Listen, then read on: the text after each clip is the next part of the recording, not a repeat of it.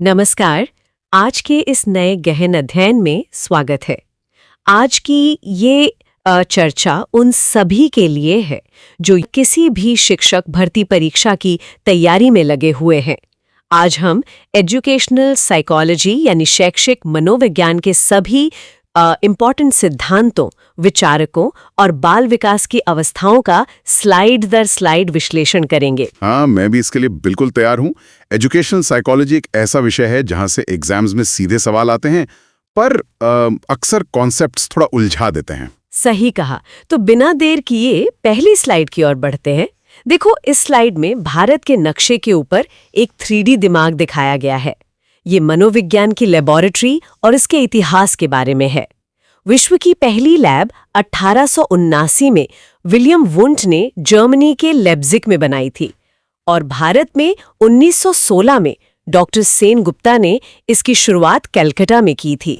मेरा एक डाउट है, भारत में मनोविज्ञान प्रयोगशाला के जनक आखिर कौन है? भारत में इन प्रयोगशालाओं के जनक डॉक्टर सेन गुप्ता हैं। अच्छा, ये पॉइंट एग्जाम के लिए इंपॉर्टेंट लग रहा है। नीचे बॉक्स में दिया है। हाँ बिल्कुल, एग्जाम्स में सीधे वुंट और कलकत्ता लैब पर सवाल आते हैं, तो मनोविज्ञान की शुरुआत इन लैब्स से हुई। चलो अब अगली स्लाइड देखते हैं। नेक्स्ट देखते हैं। देखो, इस स्लाइड में नक्शे पर एक भूल भुलैया यानी मेज का आइकॉन बना है।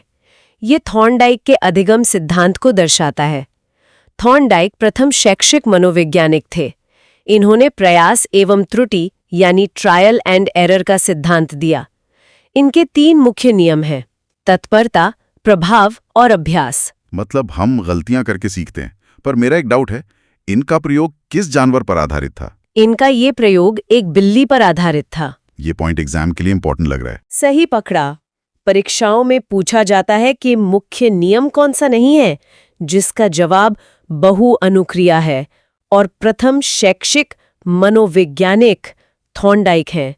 थॉर्नडाइक के नियम सीखने की नींव हैं। चलो अब अगली स्लाइड देखते हैं। हाँ, आगे बढ़ते हैं। देखो, इस स्लाइड में एक घंटी और एक कबूतर का चित्र दिखाया गया है।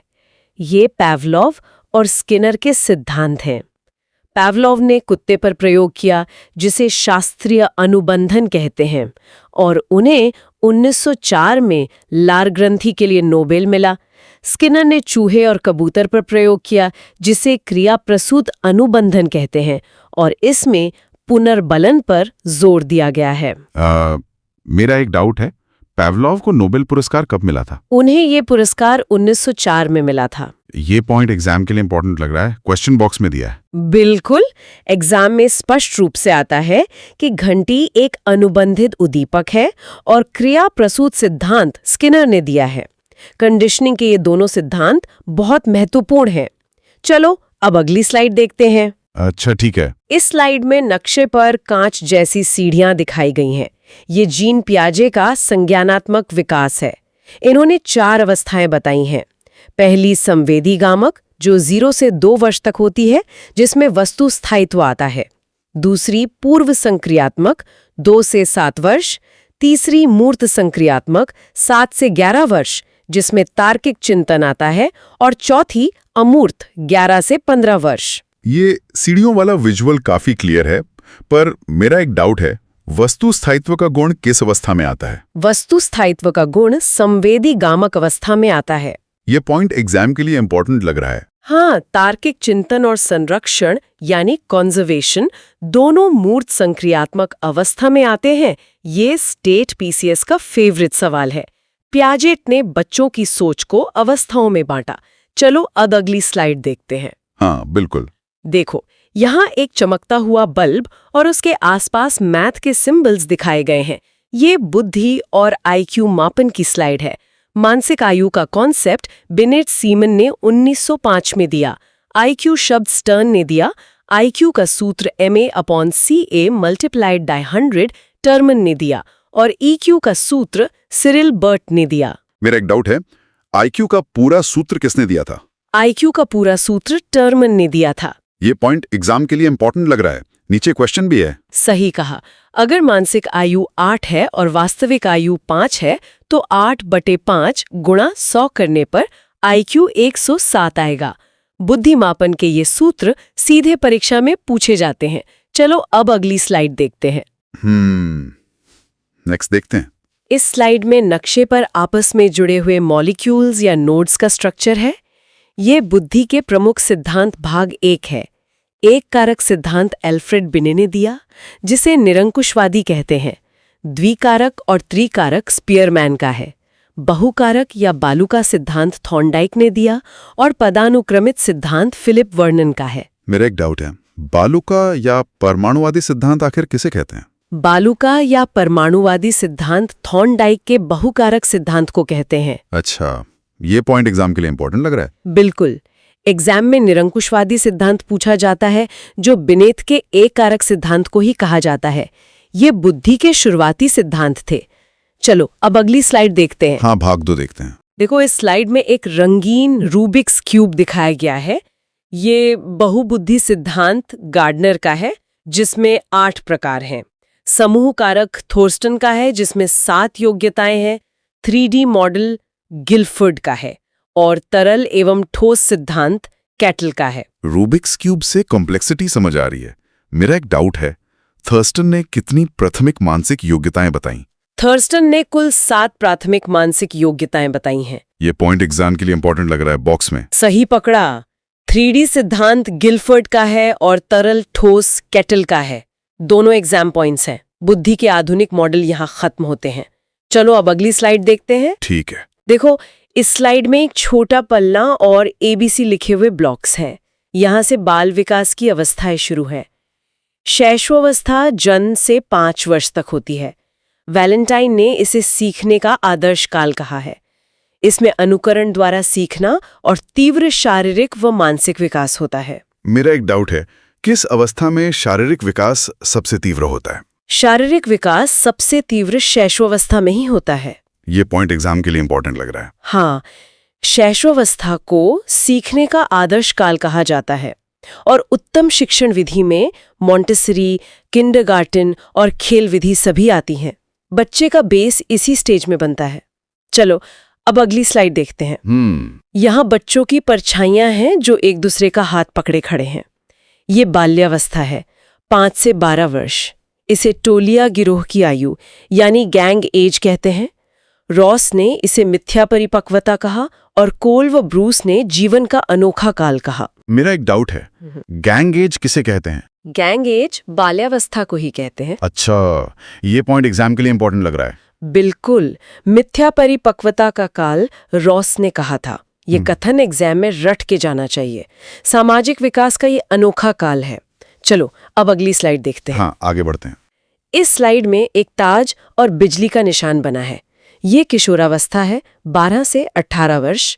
इसे स्वर्ण काल यानी गोल्डन स्टेज कहते हैं। स्टैनली हॉल के अनुसार ये तनाव, तूफान और संघर्ष की अवस्था है। इसमें वीर पूजा यानी हीरो वर्शिप प्रबल होती है। मेरा एक डाउट है, जीवन का स्वर्णकाल किस अवस्था को माना जाता है? जीवन का स्वर्णकाल किशोरावस्था को माना जाता है। ये पॉइंट एग्जाम के लिए इंपॉर्टेंट लग रहा है जो बॉक्स में है। सही कहा। तनाव और तूफान स्टैनली हॉल का बहुत फेमस कोट है और वीर पूजा किशोरावस्था से जुड़ी है। ये सबसे संवेदनशील अवस्था है। चलो अब अगली स्लाइड देखते हैं। ठीक है। देखो, इस स्लाइड में अलग अलग लोगों और एक व्हीलचेयर वाले व्यक्ति का आइकन आपस में जुड़ा है। ये समावेशी शिक्षा और RTA 2009 है। समावेशी शिक्षा का मतलब है व्यवस्था को बच्चे के अनुरूप बदलना। RTA 1 अप्रैल 2010 को लागू हुआ। इसमें 6 से 14 वर्ष अनिवार्य शिक्षा है और प्राथमिक स्तर पर शिक्षक छात्र अनुपात 1:30 है। मेरा एक डाउट है, प्राथमिक स्तर पर शिक्षक छात्र का अनुपात क्या होना चाहिए? प्राथमिक स्तर पर यह अनुपात 1:30 होना चाहिए। ये पॉइंट एग्जाम के लिए इंपॉर्टेंट लग रहा है। हाँ, समावेशी शिक्षा व्यवस्था को बच्चे के अनुरूप बदलती है और RTE की डेट 1 अप्रैल 2010 बहुत अहम है। सबको साथ लेकर चलने वाली शिक्षा का यही आधार है। चलो अब अगली स्लाइड देखते हैं। हाँ, बिल्कुल। इस स्लाइड में अल्फाबेट के ब्लॉक्स बिखरे हुए हैं, जैसे B, D, Q, P। ये प्रमुख अधिगम अक्षमताएं हैं। डिसलेक्सिया पठन विकार है, जहां B को D पढ़ते हैं। डिसकैल्कुलिया गणितीय विकार है। डिसग्राफिया लेखन अक्षमता है, और डिस्प्रैक्सिया शारीरिक या गामक कौशल विकार है। मेरा एक डाउट है, अगर किसी को लिखने में दिक्कत है तो उसे क्या कहेंगे? लिखने की अक्षमता को डिस्ग्राफिया कहेंगे। ये पॉइंट एग्जाम के लिए इंपॉर्टेंट लग रहा है। बिल्कुल, WAS को SAW पढ़ना डिसलेक्सिया है और गणितीय विकार डिसकैल्कुलिया है। ये मैचिंग सवालों में आते हैं। इन अक्षमताओं को पहचानना एक शिक्षक के लिए बेहद जरूरी है। चलो अब अगली स्लाइड देखते हैं। यहाँ एक आइसबर्ग पानी के अंदर और बाहर तैरता हुआ दिखाया गया है। ये व्यक्तित्व और मनोविश्लेषणवाद है जिसके जनक फ्रॉयड हैं।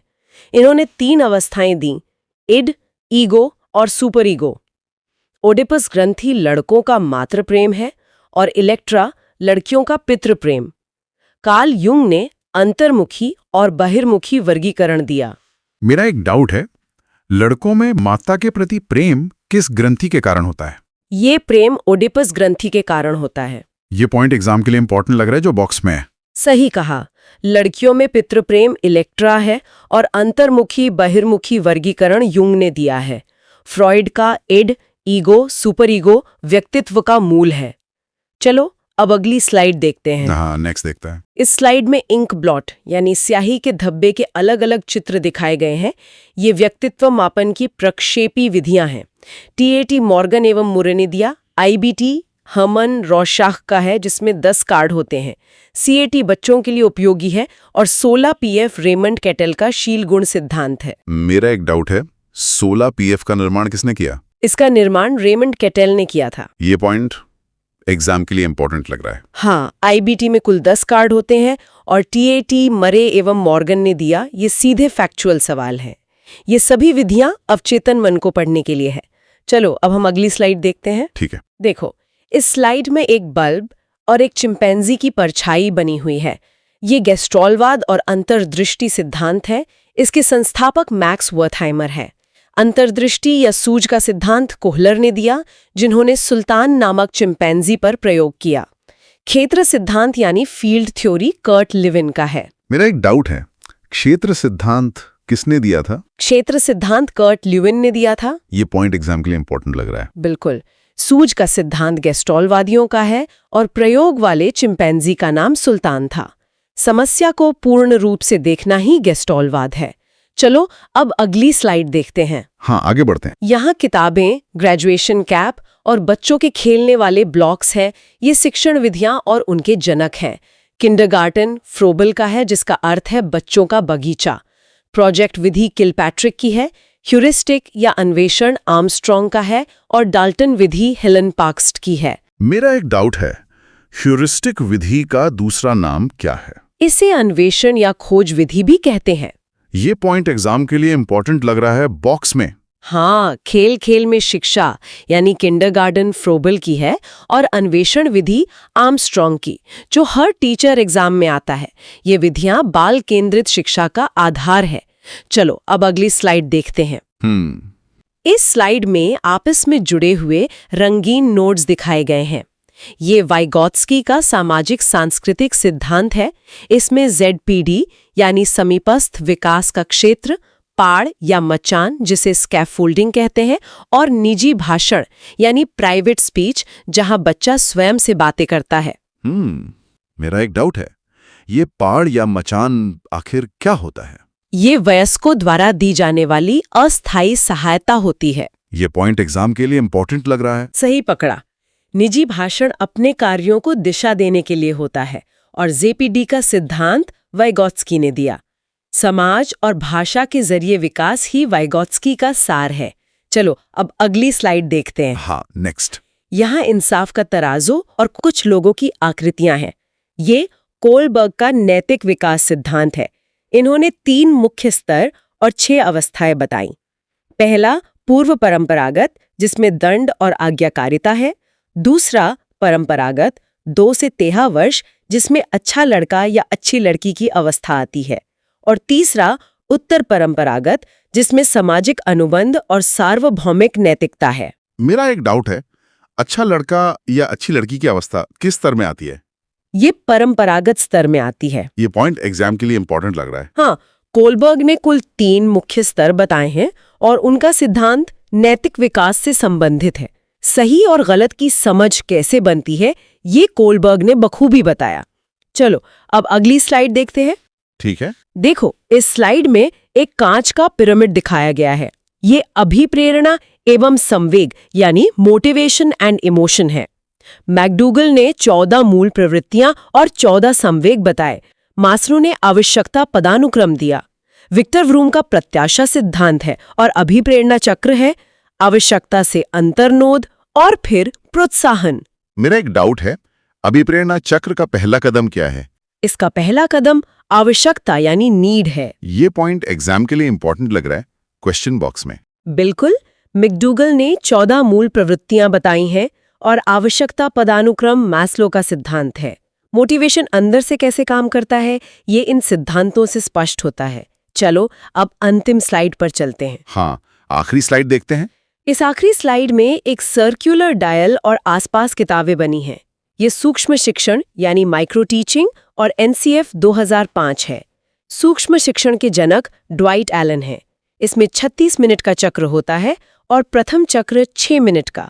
NCF 2005 का सूत्र है शिक्षा बिना बोझ के, और इसमें शिक्षक की भूमिका सुविधादाता यानी फैसिलिटेटर की है। मेरा एक डाउट है, सूक्ष्म शिक्षण में एक चक्र का समय कितना होता है? इसमें एक चक्र का समय कुल 36 मिनट होता है। ये पॉइंट एग्जाम के लिए इंपॉर्टेंट लग रहा है। हाँ, 36 मिनट का चक्र और NCF 2005 के अनुसार शिक्षक का सुविधादाता होना, ये सबसे ज्यादा पूछे जाने वाले सवाल हैं।